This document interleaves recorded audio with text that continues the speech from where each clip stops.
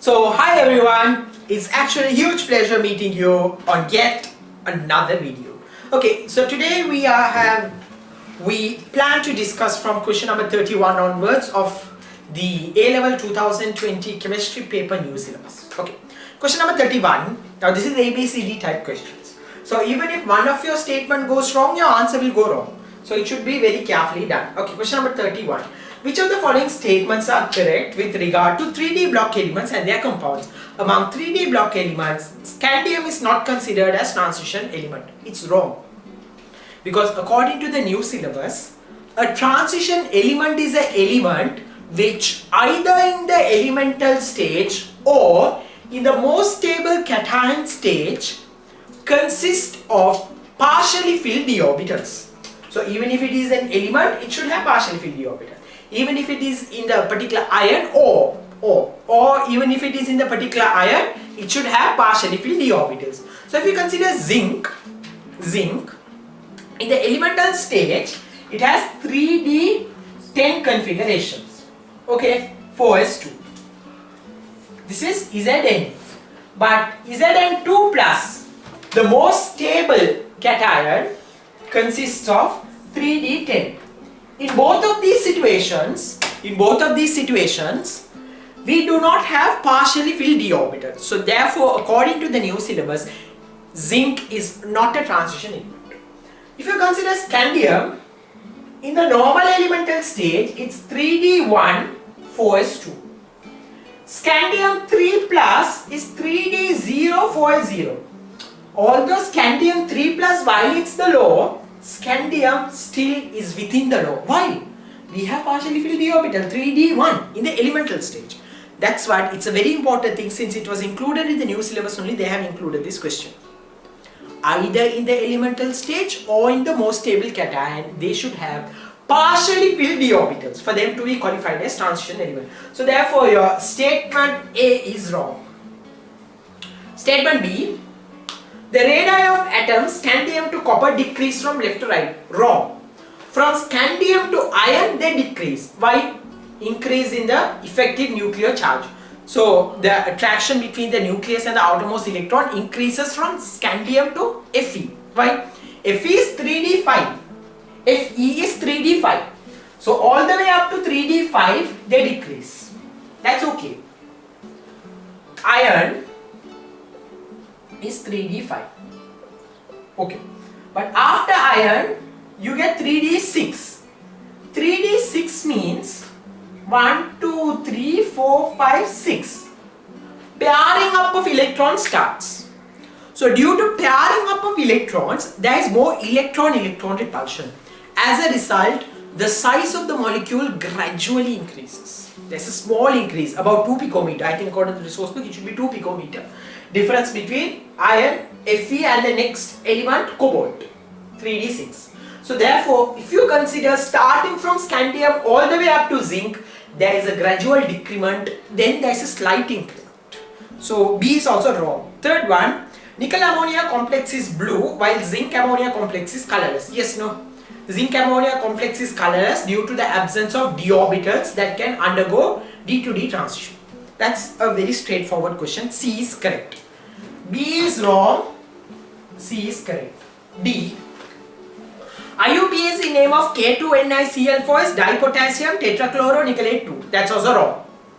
The correct name should be potassium tetrachlorido. Chlorido. According to inorganic chemistry, it's chlorido, not chloro. So it should be potassium. We can't write dipotassium also. It should be just potassium tetrachlorido nickelate. So D is also wrong. So since only C is correct, for question number 31, your answer will be answer number 5. Okay, question number 32. They have given us a particular molecule. So if I draw this molecule according to the shape, how will it be? Look at this. Oxygen in the middle with 2 lone pairs exhibiting angular shape. Then you have C, H3, that gives you a tetrahedral arrangement around carbon. Then you have C triple bond C, since it's sp, it will be linear. Then from this C, you have another carbon that has O and H. Since this is sp2, it will be trigonal plane, 120 degrees. So roughly this is how the molecule will get arranged. We'll see. Atoms P, Q, R, S. Let me label the atoms also first. This is P, this is Q, this is R, this is S, this is T, this is U, and this is V. Okay. P, Q, R, S on the straight line. Wrong, no? Obviously around oxygen it should be bent. So A is wrong. B, Q, R, S, T on straight line. Q, R, S, T on straight line. That is correct. So A is wrong. B is correct. C, atoms labeled R, S, T, U, V. R, S, T, U, V lie on the same plane. Correct, no? Since there are no any lone pairs, and since there is no any tetrahedral configuration in between RST, RSUV, obviously these four atoms will lie onto the same plane. C is also correct. D, atoms RST and U. RSTU lie on the same straight line. On a straight line. That is also wrong. Why? Around this carbon there's 120 degree inclination. So therefore it's not on a straight line. D is wrong. So since it's only B and C, answer for question number 32 will be the second one. 33. 0.01 moles of N2 gas, 0.1 mole of H2 gas, and 0.4 moles of NH3 gas were inserted into 1 cubic decimeter rigid closed container and allowed to reach equilibrium at 500 Kelvin.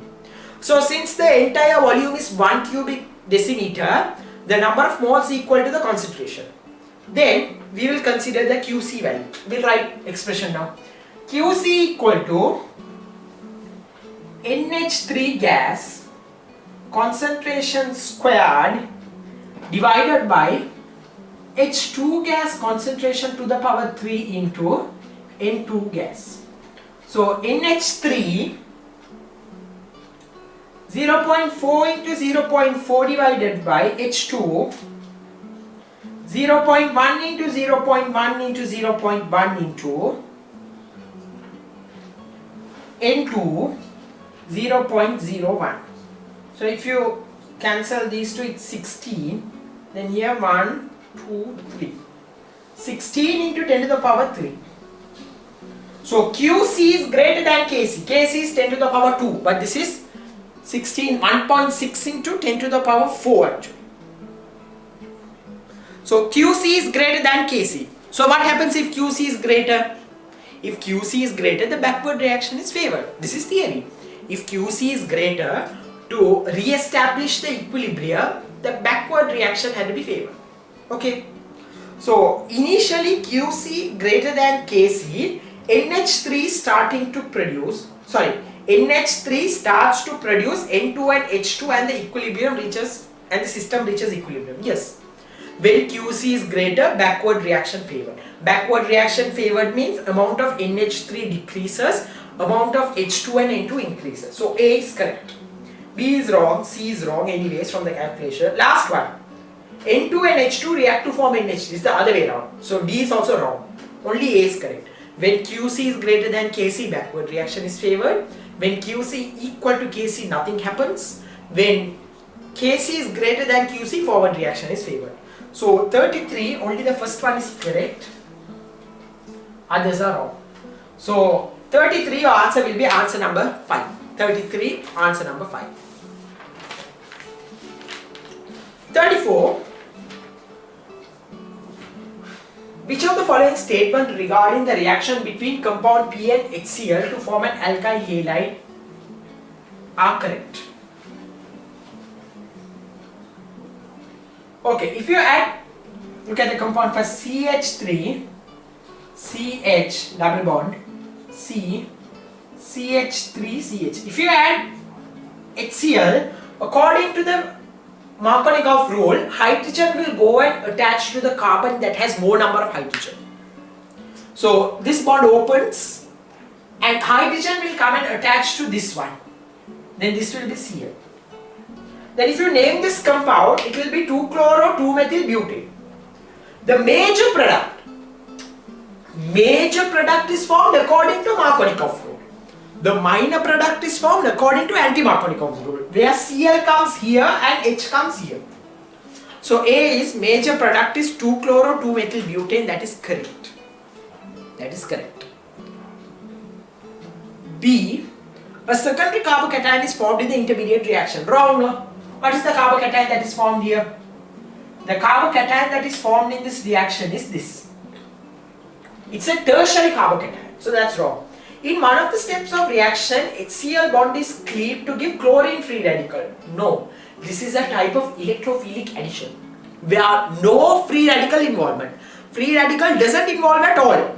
So C is wrong. D, in one of the steps of the reaction, nucleophile attacks the carbocation. Correct, no? To this carbocation, Cl minus nucleophile comes and attacks. It's correct. So A is correct, B is wrong, C is wrong, D is correct. 34 answer is answer number 4. 34 answer is answer number 4. 35 is from your deviations. 35 is a question that had been formulated from the deviations. Binary liquid mixture is prepared by mixing two liquids in a closed evacuated container at a given temperature, shows negative deviation. Negative deviation is the total pressure that we get is lesser than what we expect from Raoult's law. Negative deviation is because the total pressure that we obtained is lesser than what we have expected to obtain according to Raoult's law. Which means the intermolecular attraction in the liquid phase is greater than the intermolecular attraction between those in the vapor phase. Total vapor pressure of the mixture is less than the expected total vapor pressure should it behave as an ideal mixture. It's correct. Because if you consider the graph for vapor pressure, let's say for example, this is the ideal situation. This is the negative deviation which we are supposed to talk about.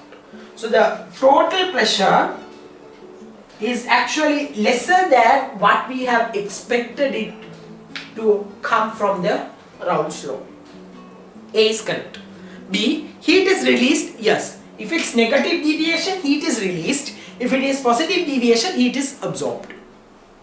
That's directly there in the resource book. So A is correct, B is correct. C, number of molecules in the vapor phase of the mixture is greater than the expected number of molecules should it behave as an ideal mixture. It's wrong, no? It's totally contradicting to our statement A. C is wrong. D, heat is absorbed. Wrong. Heat is released. So since only A and B is correct, your answer for question number 35 is answer number 1. Question number 36, it's a very logical question. Which of the following statement is correct regarding CFC, HCFC, HFC? Chlorofluorocarbon, hydrochlorofluorocarbon, hydrofluorocarbon. Tell it again.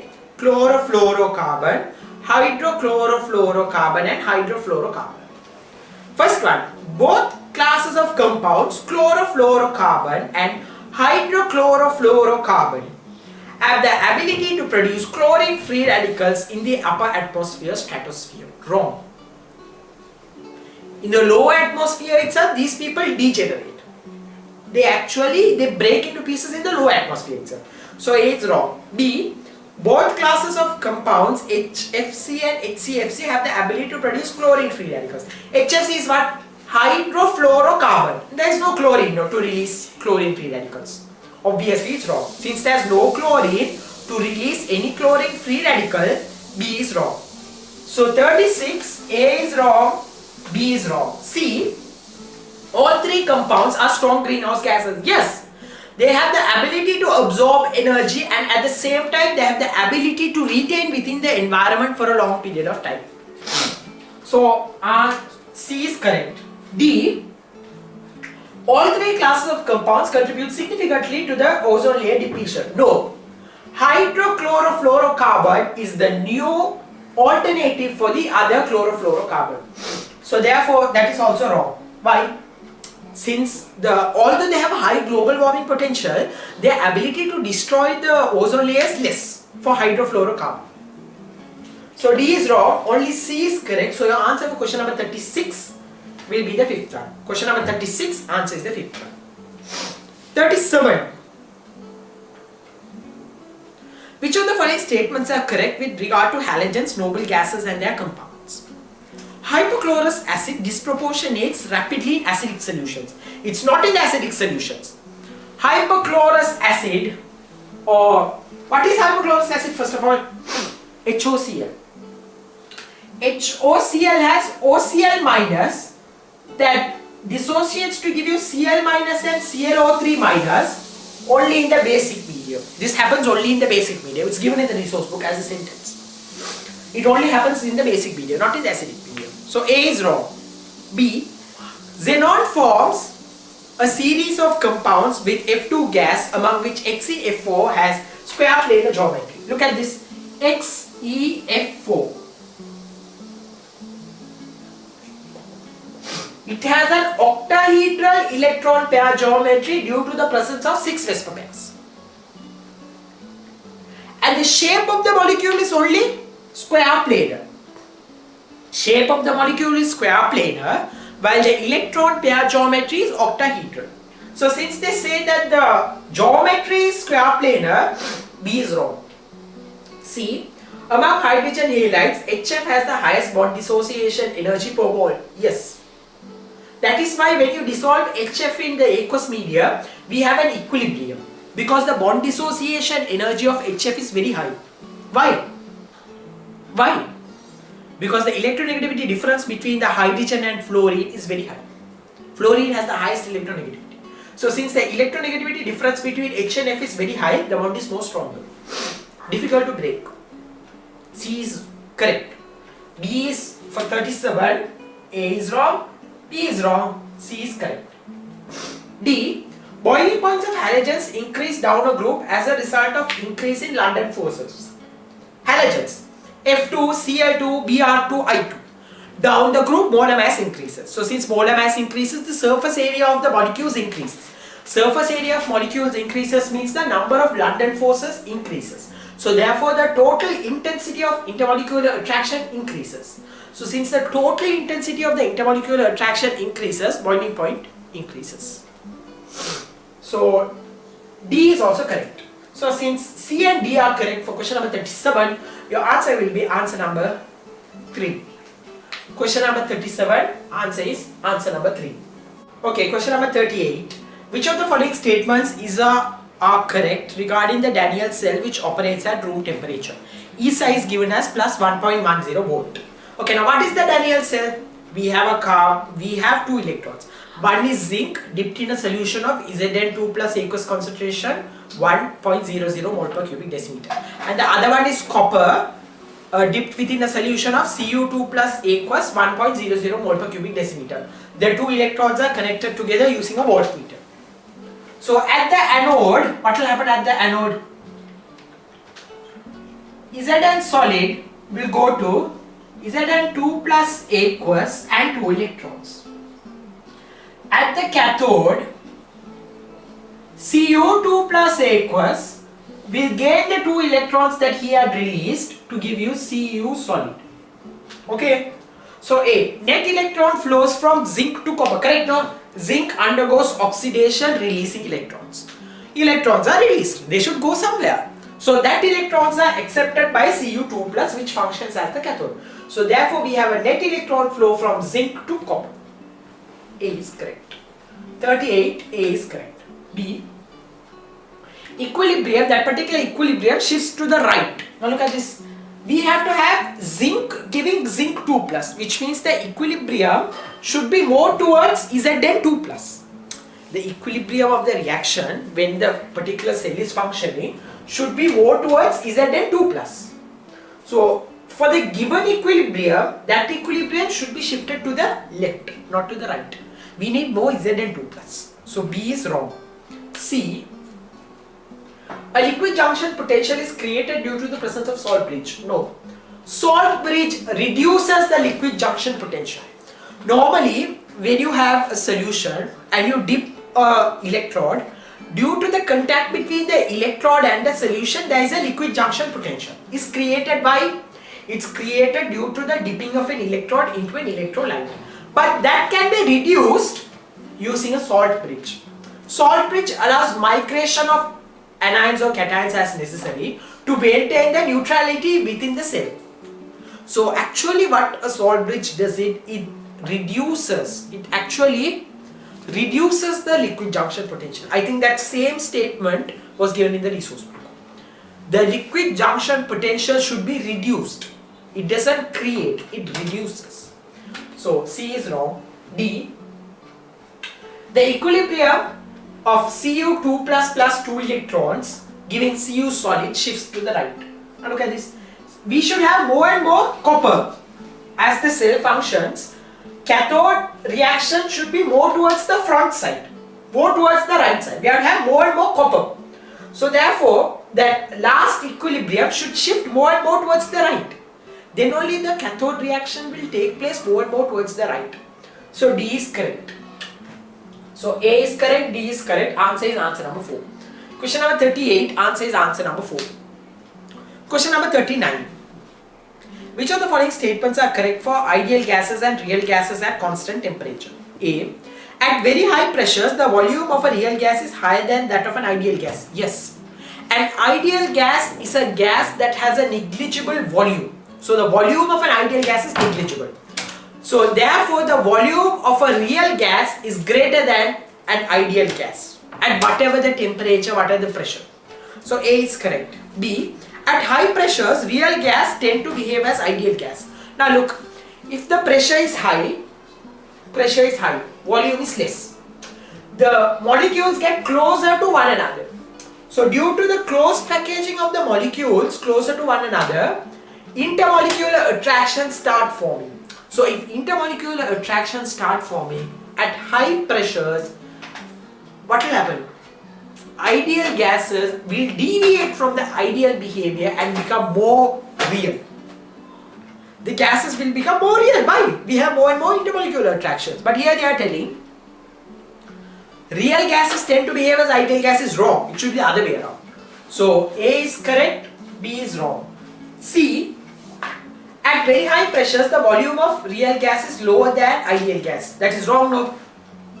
Volume of a real gas is always greater than ideal gas, because for ideal gas, the assumption we take that the volume of an ideal gas is negligibly small.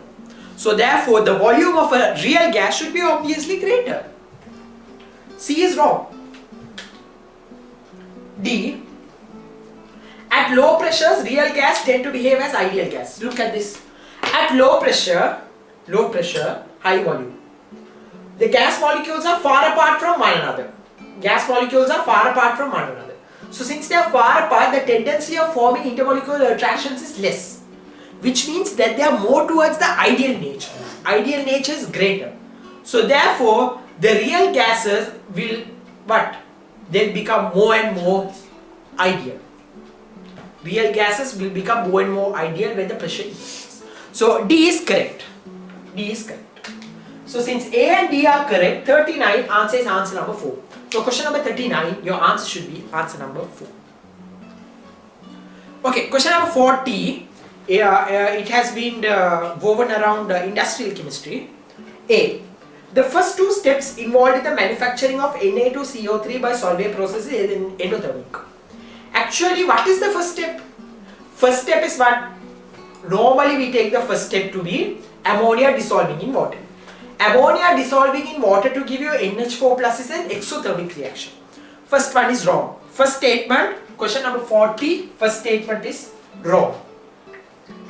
Second statement, presence of magnesium calcium sulfate ions in brine hinders the production of NaOH using the membrane cell method. Yes. Before you introduce brine solution into the membrane cell, calcium 2 plus should be removed. Magnesium 2 plus should be removed. SO4 2 minus should be removed. All these impurities should be removed. And you have to take pure brine solution that is added into the anode chamber of the membrane cell. Okay, so B is correct. C. The first step involved in the manufacture of nitric acid by Oswald method is the oxidation of ammonia gas using oxygen in air in the presence of a catalyst to give NO2 gas. In that long statement, till the last word the statement is correct. But the last word, what did they say? NO2 gas formation. That is wrong. No? First what happens? Ammonia reacts with oxygen. 4 ammonia plus 5 O2 in 850 degrees Celsius in the presence of platinum rhodium as the catalyst, it gives you NO gas.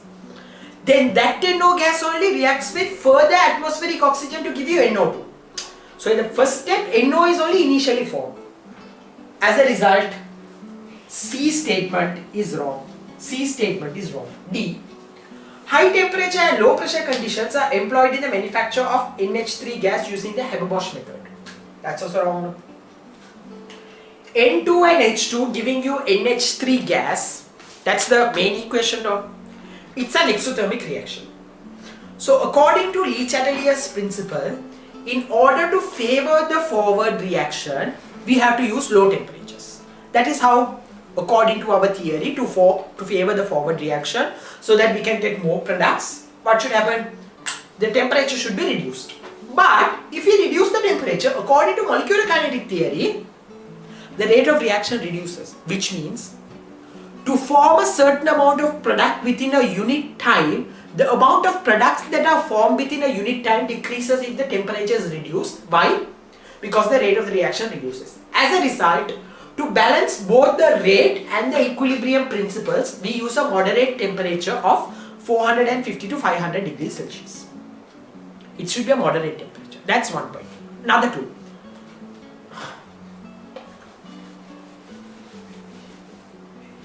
N2 gas and 3H2 gas giving you 2 ammonia gas. As the forward reaction proceeds, the number of gaseous molecules, here 2, number of gaseous molecules reduces, which means pressure reduces. So in order to favor the forward reaction according to Le Chatelier's principle, the pressure should be increased. But to apply more pressure, the cost for manufacture and initiation and maintenance of the necessary gadgets is very high. So to cut down cost, we use only a moderate pressure. We don't use a very high pressure. Why? To cut down the cost, so that we can get more profit for a unit amount of product. So here they are telling high temperature and low pressure is wrong. It should be a moderate temperature and moderate pressure. But if you go deep into the theory, it should be low temperature, high pressure. So D is wrong. So since only B is correct, for question number 40, your answer is answer number 5. Question number 40, answer is answer number 5.